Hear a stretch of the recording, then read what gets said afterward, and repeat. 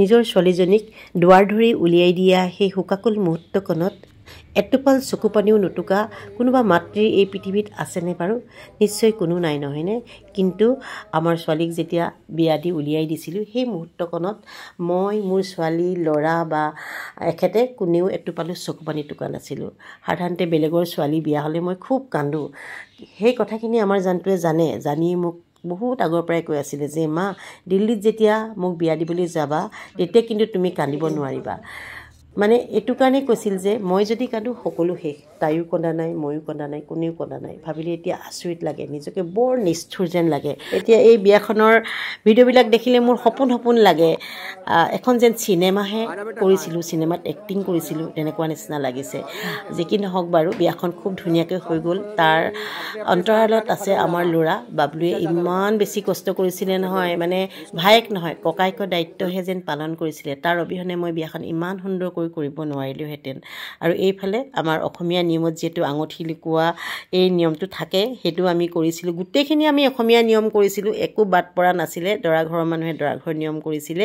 আৰু আমাৰ জানটোলৈ চাওকচোন, মানে দৰা হাতত ধৰি হ'লেও তাই জিকিহে এৰিব। তাই মানে জীৱনত কেতিয়াও হাৰিবলৈ শিকা নাই। আৰু জিকাৰ পাছত ইয়াৰ তাৰ হাঁহি দেখিছেনে? আৰু মই বাৰে বাৰে কৈ আছোঁ যে দৰা হাতত ধৰি জিকিব নালাগে, তাকো অকণমান জিকিবলৈ দিয়া। এটা কথা ক'বই লাগিব যে আমাৰ জোঁৱাই যিহেতু অনা অসমীয়া ল'ৰা, এইবিলাক নিয়ম নাজানে। আমি যেনেকৈ শিকাই দিছোঁ সি তেনেকৈয়ে কৰি গৈছিল। আৰু তেওঁলোকৰ গোটেই ফেমিলিটোৱে আমাক বহুত বেছি ছাপোৰ্ট কৰিছিল। সেইকাৰণে বিয়াখন খুব ধুনীয়াকৈ হৈ গ'ল। যিহেতু বিয়াখন বহুত দীঘলীয়া আছিলে, গুৱাহাটীতো আমি 2টা ৰিচেপশ্যন দিছিলোঁ আৰু দিল্লীতো দিছিলোঁ। গতিকে বহুত ভাগৰুৱা হৈ গৈছিলোঁ আমি। কিমান ভাগৰুৱা হৈছিলোঁ এতিয়া মানে নিজকে ভাবোঁ যে সঁচাকৈ ময়ে কৰিছিলোঁ নে গোটেই কামখিনি।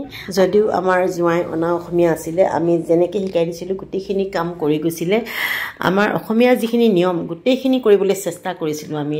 দৰাৰ পৰা আঙুঠি লুকোৱা গোটেইখিনি যিখিনি আছিলে, আৰু সিহঁতে সিহঁতৰ নিয়মখিনি কৰিছিলে। আৰু এইফালে জলপানৰ বাতি ঘূৰোৱা এই নিয়মটোও কৰিছিলোঁ। আৰু সকলোৱে কৈ আছে যে ইটো গাত সিটো লাগিব নালাগে, বাতিটো যদি লাগে বোলে কাজিয়া হয়। খুব ফূৰ্তিকৈ হৈছিলে কিন্তু বিয়াখনত।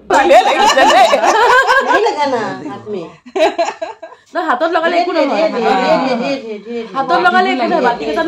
ছোৱালীজনী যেতিয়া ওলাই গৈছিলে তাৰ পাছত বিচনাখনত বহি মই ভাবিছোঁ মই বৰ দুৰ্ভগীয়া। ছোৱালীজনীক উলিয়াই দিয়াৰ পাছতো মই কান্দিব পৰা নাই।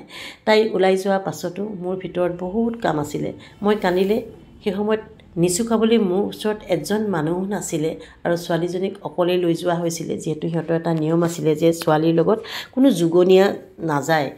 সেইটো মোৰ এটা দুখ আছিলে। যে কি নহওক 5টামান বজাত তাইক উলিয়াই লৈ গৈছিলে। আৰু মই ৰুমটো চাৰিওফালে চাইছোঁ কিমান বিশৃংখল হৈ আছে। গোটেইখিনি সামৰি সুতৰি মই গুৱাহাটীলৈ আহিব লাগিব। আৰু গুৱাহাটীতো তাৰপাছত এটা ৰিচেপশ্যন আছিলে। ইমান বেছি দীঘলীয়া হৈছিলে নহয়, আচলতে ইমান বেছি দীঘলীয়া হ'ব নালাগে বিয়াবিলাক, বহুত কষ্ট হয়।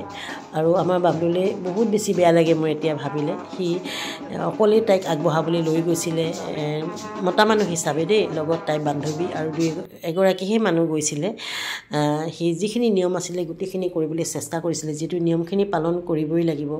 এতিয়া ভাবোঁ যে সঁচাকৈ মই বৰ বেছি দুৰ্ভগীয়া সেইটো সময়ত ফিল কৰিছিলোঁ। কিন্তু এতিয়া ভালেই লাগে মনটো ভাবিলে, ইমানখিনি যে নিয়াৰিকৈ কৰিব পাৰিলোঁ, সেইটো কাৰণেকে নিজকে ধন্যবাদ দিওঁ। যি কি নহওক আপোনালোকৰ ওচৰত মই ভিডিঅ'খিনি দিয়া নাছিলোঁ, মোৰ মোবাইলতে আছিলে। ল'ৰাই অকণমান কেপচাৰ কৰিছিলে। যিহেতু মই সেইটো সময়ত কণ্টেণ্ট ক্ৰিয়েটৰ নাছিলোঁ, ভিডিঅ'ও মই কৰা নাছিলোঁ, তেনেকুৱা মোৰ অভ্যাসো নাছিলে ভিডিঅ' কৰা। তাৰ মোবাইলত যিখিনি কৰিছিলে সেইখিনিকে আপোনালোকক দেখুৱালোঁ। কেনেকুৱা লাগিলে জনাব। ধন্যবাদ, বাই বাই।